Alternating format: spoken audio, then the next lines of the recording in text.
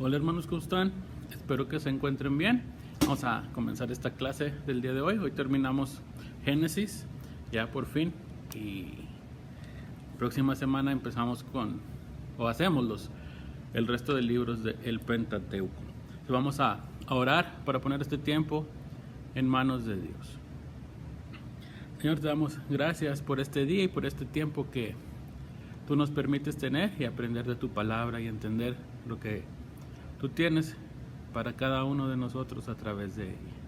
Te damos gracias por todo lo que tú haces y todo lo que tú nos muestras a través de ella, y te pido que podamos aplicarlo a nuestras vidas para vivir de una forma que te agrade. En nombre de tu Hijo Cristo Jesús. Amén. Bueno, hoy vamos a ver acerca de Isaac, Jacob y José, que pues son la última parte de Génesis, y estuvimos más tiempo en Génesis porque, como les dije al principio, pues es la base de todo, y de aquí entendemos todo el plan de Dios para lo que viene después. Entonces, como vimos, de Génesis 1 al 11 era la historia de los inicios en general, y a partir del 12, donde viene Abraham, pues es ya específico acerca del pueblo de Dios, que pues a lo largo de la Biblia se nos va a ir mostrando que el pueblo de Dios somos todos los que creemos en Cristo.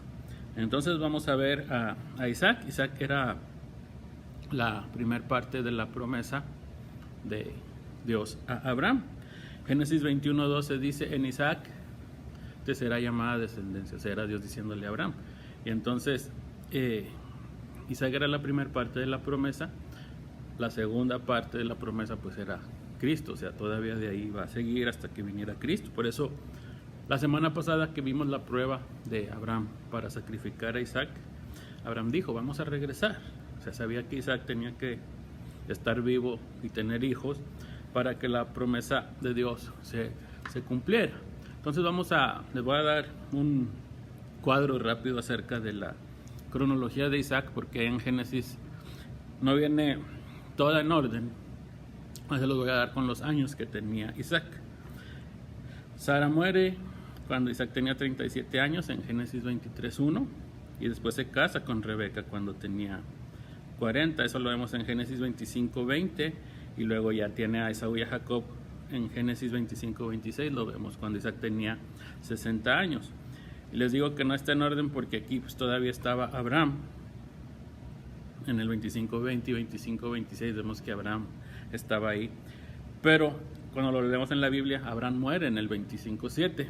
Pero es nada más porque está acomodado diferente. Porque si vemos, dice que Abraham muere cuando a los 175 años, entonces Isaac tenía 75.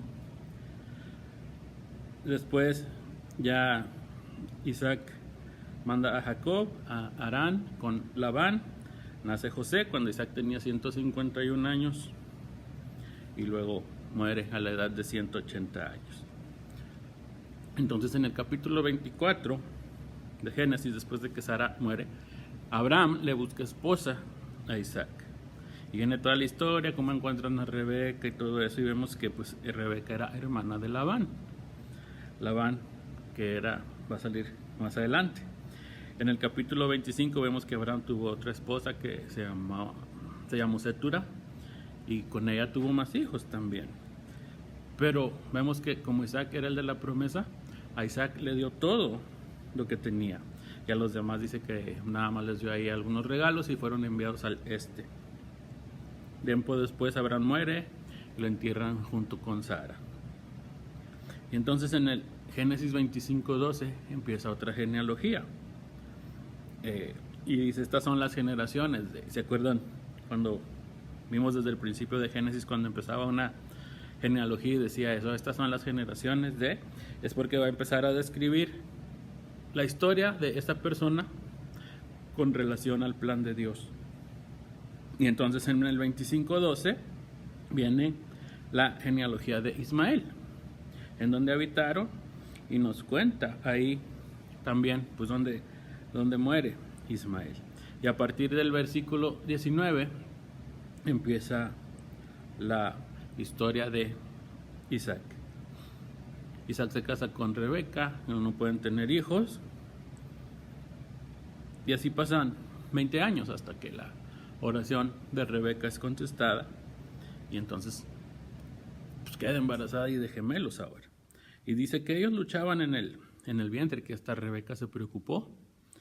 Y Dios le contesta en Génesis 25-23, le dice: 2 naciones hay en tu seno, 2 pueblos se dividen desde tus entrañas, uno será más fuerte que el otro, y el mayor servirá al menor. Fíjense, el mayor servirá al menor, siempre era al revés.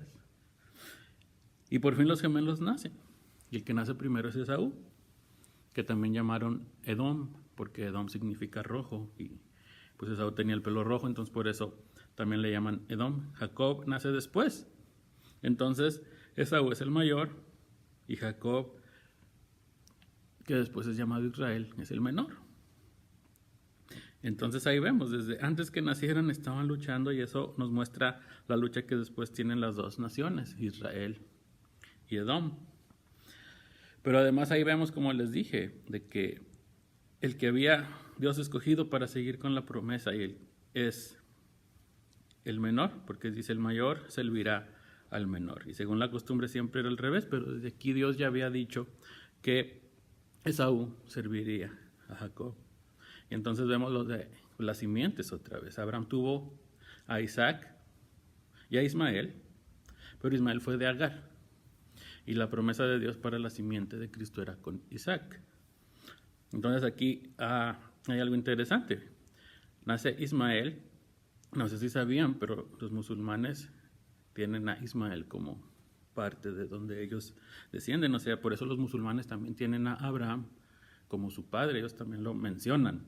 Y también es alguien bien importante para ellos, pero ellos no se van con Isaac, ellos se van con Ismael. Ellos dicen que ellos son los que descienden de Ismael. Y también tienen a Abraham como su padre, pero pues diferente que nosotros, porque nosotros estamos con Isaac. Y entonces la promesa sigue con Isaac y después sigue con Jacob, no con Esaú. Y entonces están los 2 gemelos con diferentes personalidades. A uno le gustaba andar afuera, andar cazando, al otro le gustaba quedarse en casa. Y pues eso no supondría ningún problema, ¿verdad? Pero al parecer aquí sí, porque cada padre, Isaac y Rebeca, cada quien escogen a su favorito.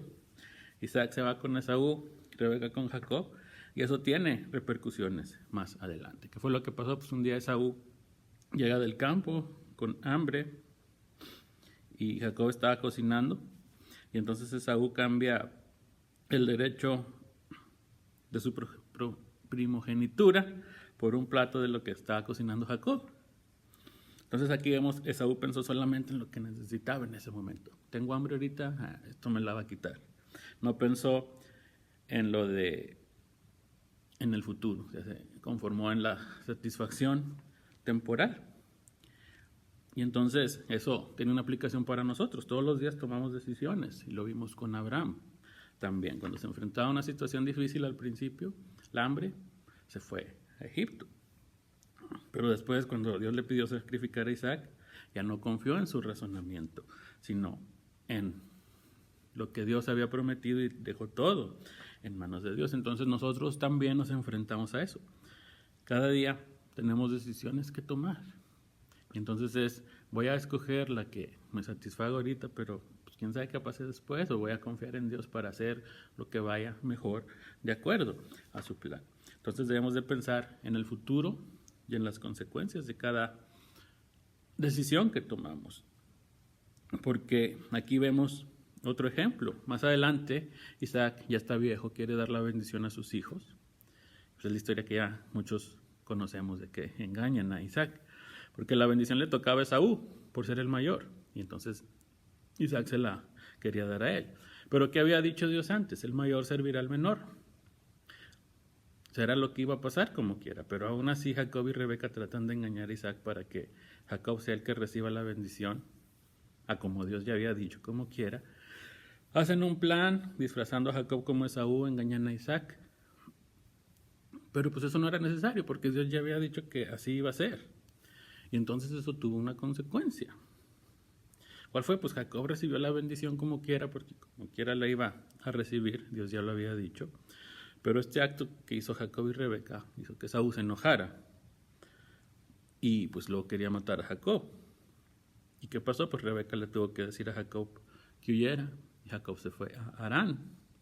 Y lo triste es que Rebeca ya nunca lo vio regresar, porque Rebeca murió mientras Jacob estaba en Harán. Entonces, según ellos, les funcionó el plan, pero pues como consecuencia del engaño hubo odio, temor, hubo separación, ya no se vieron. Cosas que se hubieran evitado si hubieran confiado en lo que Dios había dicho. Y entonces Jacob se va con el miedo de que su hermano lo matara y va huyendo, y en medio del camino se le aparece Dios para confirmar su promesa. Y luego Dios todavía le añade otra. Génesis 28:15, Dios le dice: yo estoy contigo, te protegeré por donde quiera que vayas y te traeré de vuelta a esta tierra. No te abandonaré hasta cumplir con todo lo que te he prometido. Jacob llega a Harán, a casa de Labán, que era pues, el hermano de su mamá, de Rebeca, y ahí se casa con Lía y luego con Raquel. Y después de que vive 20 años ahí, Dios le dice que se regrese a la tierra prometida, pero pues tenía miedo porque ahí estaba Esaú. Y entonces, en Génesis 32:9 dice que Jacob se puso a orar. Y vemos la oración de Jacob en el 32:11. Líbrame del poder de mi hermano Esaú, pues tengo miedo de que venga a matarme a mí y a las madres y a los niños. Tú mismo afirmaste que me harías prosperar y que mis descendientes serían tan numerosos como la arena del mar, que no se puede contar. Entonces Jacob primero reconoció que todo lo que tenía era gracias a Dios, declaró su confianza en él y le recordó sus promesas. Se puso a depender de Dios en esas promesas, en lo que venía. Y entonces de ahí ahora sí Jacob sale al encuentro con Esaú. Y todavía tenía dudas de que Dios le fuera a contestar la oración que acaba de hacer. Y entonces ahí en el camino tuvo una lucha con alguien. Peleó toda la noche. Y además en esa lucha pues fue dislocada su pierna. O sea que si se encontraba con Esaú y Esaú lo quería matar, ni siquiera iba a poder correr para huir de él. Entonces ahora estaba solo, estaba con miedo, estaba lesionado. ¿Qué era lo que tenía que hacer? Depender totalmente de las promesas de Dios, al Dios al que le acababa de orar. Y en esa lucha su nombre le fue cambiado de Jacob, que significa engañador, a Israel. Pero quedó inválido por siempre. En Hebreos 11:21 vemos que el autor lo recuerda así, dice: por la fe Jacob, cuando estaba a punto de morir, bendijo a cada uno de los hijos de José. Pues esto es ya tiempo después. Dice: y adoró apoyándose en la punta de su bastón. ¿Por qué de todo lo que hizo Jacob, el autor de Hebreos nada más nos recalca el bastón? ¿Sí saben por qué? Porque al final, aunque engañó, mintió y todo eso, él tuvo que depender de Dios para que Dios pudiera actuar por medio de él. O sea, no pudo hacer las cosas por él mismo. Y entonces sigue la historia. Jacob tiene a sus hijos, nace José, y vamos a ver la historia de José ya para terminar Génesis. Y lo que pasa con José más adelante, Dios ya lo había dicho desde Génesis 15.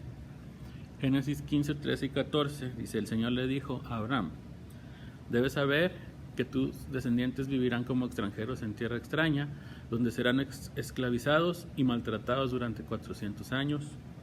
Pero yo castigaré a la nación que los esclavizará, y luego tus descendientes saldrán en libertad y con grandes riquezas. O sea, Dios le dijo eso a Abraham desde antes, y eso se viene a cumplir con José, que José es alguien bien importante para que se cumpliera el plan de Dios, para que Dios hiciera pues lo que él tenía que hacer, porque vemos después pues la simiente de Cristo, o de donde sale Cristo, pues no es por José, sí es por Jacob, pero no es por José, es por Judá, el otro hermano de José. Pero José fue importante en que se cumpliera el plan de Dios como Dios quería que se cumpliera. Y entonces José pues, era hijo de Raquel. En Génesis 37 se empieza ahí la historia y vemos cómo se relata el favoritismo de Jacob hacia él, la túnica de colores. Luego sus hermanos se enojan a causa de ese favoritismo y luego vemos que a los 17 años José tuvo sueños que fueron proféticos. Y pues esos eran el plan que Dios tenía para él. Fue la forma en que Dios le habló a él directamente por sueños. Así como Abraham le habló pues directamente también con Jacob luchó, a José le habló por medio de estos sueños. Después a Moisés le habló por medio de la zarza primero. Entonces vemos que Dios les habla a todos de diferentes formas. No tenemos nosotros como que tratar de buscar de que quiero que Dios me hable así, quiero que Dios me hable de esta manera, porque a todos Dios les habla diferente. Y entonces Dios le tenía un plan a José. Pero igual que Abraham, igual que Isaac, igual que Jacob, tuvo que pasar por unas situaciones en medio. La primera, pues es su familia. Lo quisieron matar, sus hermanos lo venden. Y entonces viene en el cambio en la vida de José, de ser el hijo consentido, ahora ser esclavo. ¿Pero en dónde fue esclavo? Es en Egipto. Porque ese era el plan de Dios. Para que después cuando hubiera hambre en la tierra, su familia pudiera ir a Egipto a buscar ayuda. Y se quedaron ahí y ahí crecieron. Y luego pues viene el Éxodo, que vamos a ver la próxima semana. Pero pues aquí ellos todavía no se daban cuenta de eso, porque vemos que fue 400 años después. Entonces a veces a nosotros nos pasa igual. Pasamos por situaciones que no le entendemos. En ese momento no nos damos cuenta por qué. Pero si tenemos nuestra confianza puesta en Dios, pues vamos a saber que esa es parte de su plan. Entonces aquí José cae en casa de Potifar y es esclavo en Egipto. En Génesis 39, 1 y 2 vemos que José fue exitoso y luego dice más adelante que fue el mejor trabajador también. Y ese debe ser un ejemplo para nosotros como cristianos. O sea, cuando trabajemos, cuando hagamos las cosas, pues debemos ser buen ejemplo a los demás. Debemos ser puntuales, debemos ser honestos, debemos hacerlo bien, porque es una forma de testimonio para los demás. Pero aparte, las situaciones no deben de influenciar en eso. José, le sigo diciendo José era esclavo y no fue de que no, soy esclavo, voy a trabajar mal porque no me merezco esto. No, él hizo todo bien. Y entonces, más adelante, en el 39, 6 y 7, la vida parecía que se le iba a poner bien a José otra vez porque era esclavo de Potifar, pero tenía muchos privilegios al hacerlo. Privilegios que pues no tienen normalmente los esclavos, pero era por eso, porque hacía bien las cosas y porque Dios estaba con él. Pero viene otra situación, la esposa de Potifar ahora. La esposa de Potifar miente sobre él y José termina en la cárcel. Ahora ya no era esclavo, ahora estaba preso, pero Dios estaba con él. Génesis 39, 21 dice, pero el Señor estaba con José, le extendió su misericordia y le concedió gracia ante los ojos del jefe de la cárcel. Y por eso fue puesto a cargo de los otros presos.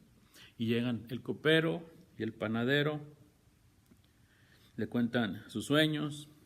Uno, el del copero, iba a ser restaurado a su puesto, el otro, el panadero, iba a ser ejecutado.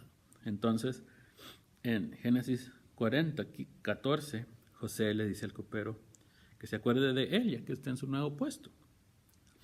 Pero el copero no se acuerda. Pero ¿quién sí se estaba acordando de José? Pues Dios. Dios nunca se olvidó de él. Y cada una de estas situaciones estaban bajo el control de Dios.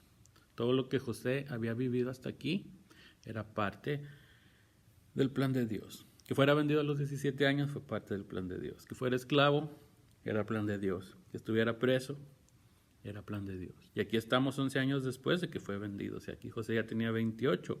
Estaba en la cárcel, ya con el copero y el panadero afuera. Pero aún así tuvo que esperar todavía otros 2 años a que el faraón tuviera unos sueños que nadie podía interpretar. Y entonces el copero ahora sí se acuerda.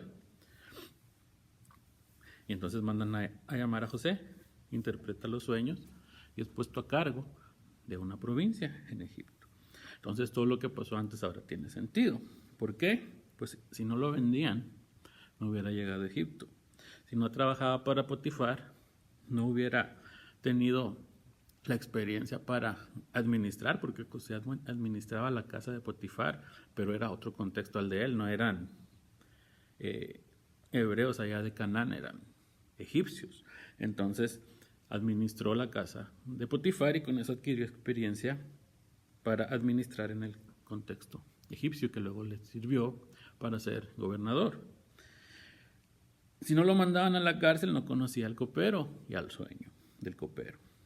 Y si no pasaba eso, pues no llegaba hasta el faraón. Entonces todas las responsabilidades que tuvo, desde con Potifar, ser puesto jefe de los demás presos y todo eso, lo prepararon para lo que venía adelante. Entonces con esto vemos que en nuestra vida no hay accidentes. Dios es soberano, Él tiene el control de todo. Y a veces nosotros somos los que no entendemos qué es lo que estamos pasando. Y debemos entender que Dios hace todo de acuerdo con su voluntad y nosotros debemos de descansar en eso. Entonces, a veces no sabemos en qué nos está preparando Dios, por qué estamos en cierta situación, por qué nos tocó pasar por esto, por qué estamos haciendo esta otra cosa. Y decimos, no, yo no nací para eso, yo no, que voy a andar haciendo esto, pero nosotros no sabemos para qué es lo que Dios nos quiere usar. Entonces lo que tenemos que hacer es descansar en Dios, en sus promesas, en su plan y pues dejar nuestra vida en sus manos, saber que Él va a obrar todo de acuerdo a su voluntad. Y entonces aquí al final pues llega la hambruna a Canaán. La familia de José se mueve de Canaán a Egipto a buscar comida. Se salvan de la hambruna, siguen en Egipto, crecen, se multiplican. Pasan 400 años y entonces sigue el libro de Éxodo, pero ese lo vamos a ver la próxima semana. Entonces esta es la clase de hoy, ya terminamos Génesis, espero que podamos pues llevarnos algo y entender lo que Dios tiene para nosotros siempre a través de su palabra. Como les dije, toda la Biblia es el plan de Dios para mostrarnos que debemos depender de Él y que podamos conocer a Cristo para poder acercarnos a Dios. Entonces, nos vemos la próxima semana y que Dios los bendiga.